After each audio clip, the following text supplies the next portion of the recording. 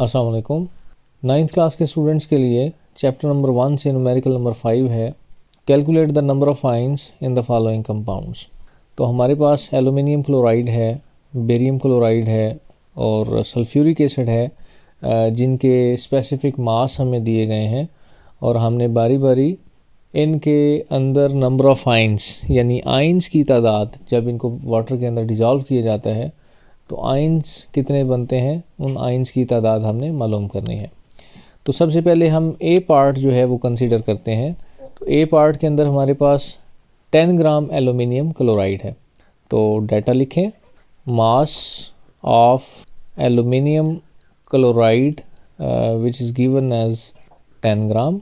तो मास के बाद हम सबसे पहले इसका मोलर मास फाइंड करेंगे। Molar mass of aluminium chloride. तो मोलर मास फाइंड करने के लिए एलुमिनियम का एक एटम है तो 1 multiply by atomic mass of aluminium plus chlorine के 3 एटम हैं तो 3 multiply by atomic mass of chlorine. Aluminium का एटॉमिक मास 27 है जबकि क्लोरीन का एटॉमिक मास 35 है। हम इसको सॉल्व करते हैं। 27 1s are 27 plus 35 3s are 105। इनको ऐड अप करें, 105 जमा 27 बनेगा 7 और 5 12, 1 carry, it will become 3 and 1, 132 atomic mass unit. आप इसको एटॉमिक मास यूनिट कह लें या ग्राम पर मोल भी इसको कह सकते हैं।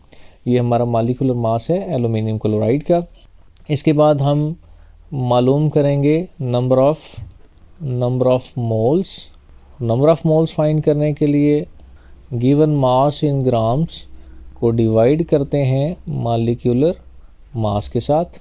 इनके अंदर वैल्यूज़ पुट करें तो मास हमारे पास एलुमिनियम क्लोराइड का 10 ग्राम है और मॉलिक्यूलर मास जो हमारे पास आया है 132 ग्राम। तो इसको डिवाइड करें, 10 divided by 132, it will become 0.07575। तो नंबर ऑफ़ मोल्स फाइंड करने के बाद हम फाइंड करेंगे नंबर ऑफ़ मॉलिक्यूल्स। तो नंबर ऑफ़ मॉलिक्यूल्स फाइंड करने के लिए जो फार्मूला इस्तेमाल होता है वो है moles multiply by Avogadro's number. तो मोल्स हमारे पास हैं 0.07575, इसको एवोगैड्रोस नंबर के साथ मल्टीप्लाई करें तो 6.023 मल्टीप्लाई 10⁻⁻23। तो इसको मल्टीप्लाई करने से मल्टीप्लाई बाय 6.023 मल्टीप्लाई 10⁻⁻23, तो ये हमारे पास आंसर आ जाएगा 4.5628 मल्टीप्लाई 10⁻⁻22। तो इस तरह से हमारे पास एलुमिनियम क्लोराइड के नंबर ऑफ़ मॉलिक्यूल्स आ जाएंगे। इस क्वेश्चन के अंदर हमारा मकसद सिर्फ नंबर ऑफ़ मॉलिक्यूल्स फाइंड करना नहीं, बल्कि एलुमिनियम क्लोराइड को जब हम वाटर के अंदर डिज़ोल्व करते हैं तो डिज़ोल्व करने से इसके जो आयंस हैं, टोटल नंबर ऑफ़ आयंस वो कितने बनेंगे, हम नंबर ऑफ़ आयंस फाइंड करेंगे। तो नंबर ऑफ़ आयंस फाइंड करने के लिए आपको पता होना चाहिए कि जब एलुमिनियम क्लोराइड को वाटर के अंदर डिज़ोल्व किया जाता है तो डिज़ोल्व करने से अगर एक मॉलिक्यूल पानी के अंदर डिज़ोल्व हो, 1 मॉलिक्यूल ऑफ एलुमिनियम क्लोराइड, तो नंबर ऑफ़ आयंस हमारे पास 4 आएंगे। 4 कैसे आएंगे, एक आयन एलुमिनियम का और 3 आयंस जो हैं वो क्लोरीन के आएंगे। तो एक आयन एलुमिनियम और 3 आयन क्लोरीन के मिलकर 4 आयन जो हैं वो बनेंगे। इसका मतलब है अगर हमारे पास एक मॉलिक्यूल एलुमिनियम क्लोराइड का है तो 4 आयंस जो हैं एक मॉलिक्यूल की वजह से बनेंगे।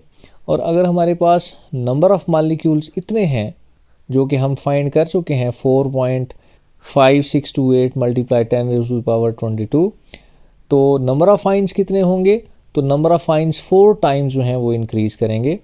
तो यहाँ पे number of ions of aluminum chloride will be equal to 4 multiply number of molecules, and number of molecules are 4.5628 multiply 10⁻⁻22। जब आप इसको मल्टीप्लाई करते हैं तो मल्टीप्लाई करने से multiply by 4, then it will become 1.825 multiply 10 raise to the power 23। इस तरह से हमारे पास नंबर ऑफ आयंस जो हैं एल्यूमिनियम क्लोराइड के अंदर 1.825 10 रेज़ टू द पावर 23 आ जाएंगे। न्यूमेरिकल नंबर 5 के बी पार्ट में जैसा कि आप देख रहे हैं, बेरियम क्लोराइड का मास हमें 30 ग्राम दिया गया है।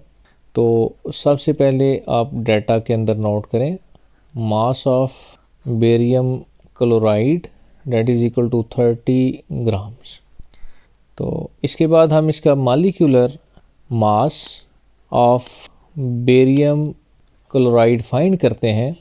तो बेरियम का चूँकि एक एटम है तो 1 multiply by atomic mass of barium आएगा, प्लस क्लोरीन के 2 एटम्स हैं तो 2 multiply by atomic mass of chlorine. तो बेरियम का एटॉमिक मास है हमारे पास 137, जबकि क्लोरीन का एटॉमिक मास 35 होता है।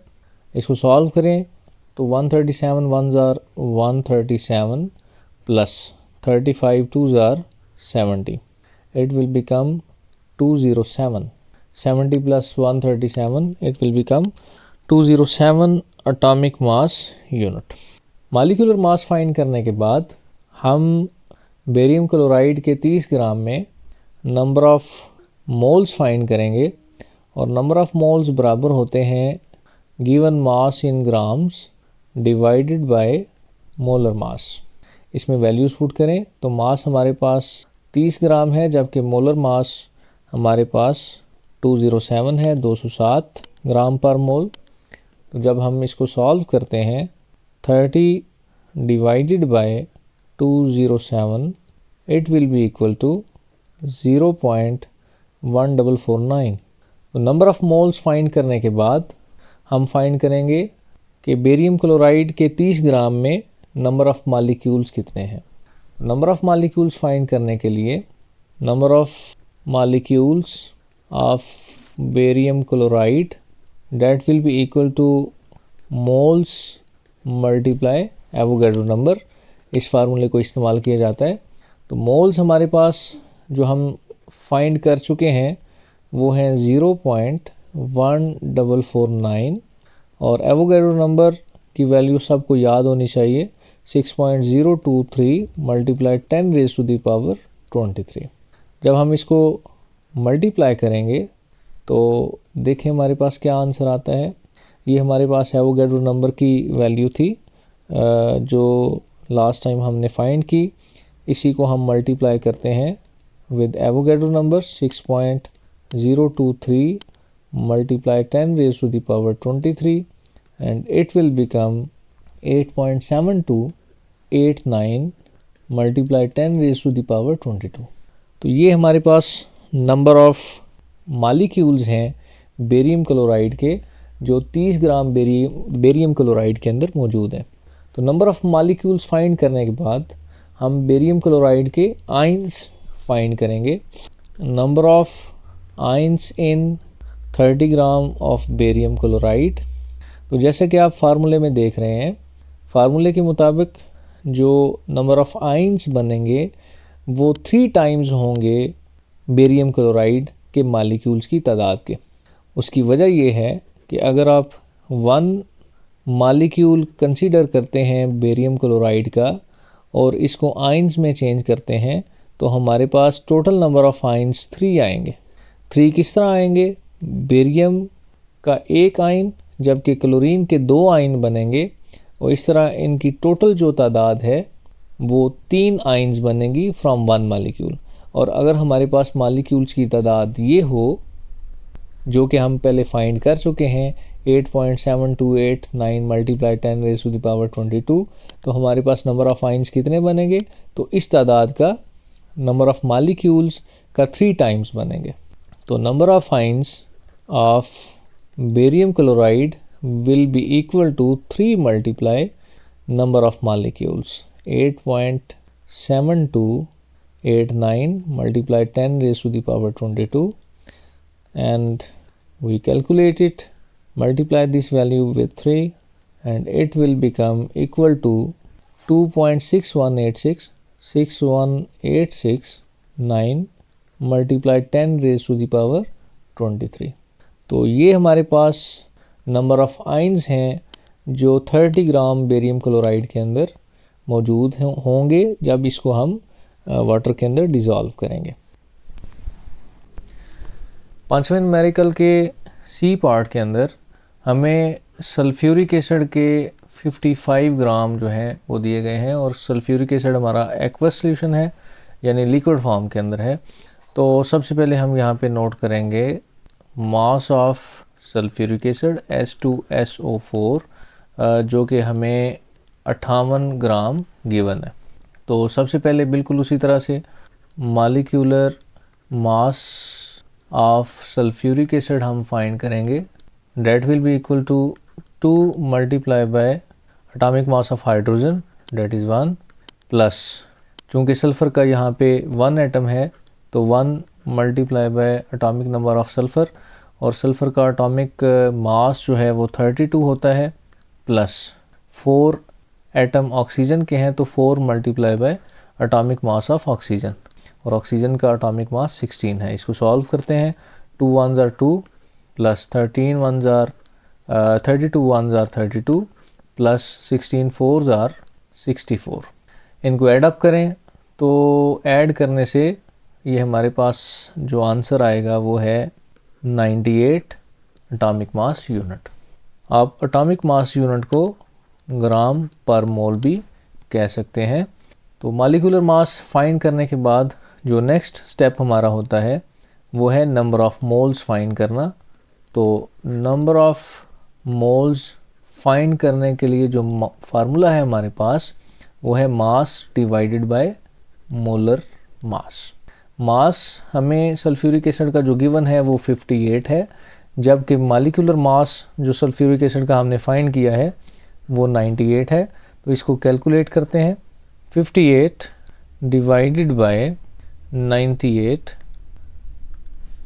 और हमारे पास इसका जो आंसर है वो आ जाएगा 0.591836।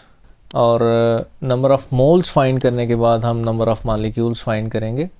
Number of molecules of sulphuric acid, तो इसके लिए जो फार्मूला हम इस्तेमाल करते हैं वो है moles multiply by Avogadro's number. हमारे पास जो मोल्स हम फाइंड कर चुके हैं वो है 0.591836 multiply by Avogadro's number. Avogadro's number की वैल्यू है 6.023 multiply 10 raise to the power 23। जब हम इसको कैलकुलेट करते हैं multiply by 6.023 multiply 10 raise to the power 23 that will become 3.5646 multiply 10 raise to the power 23।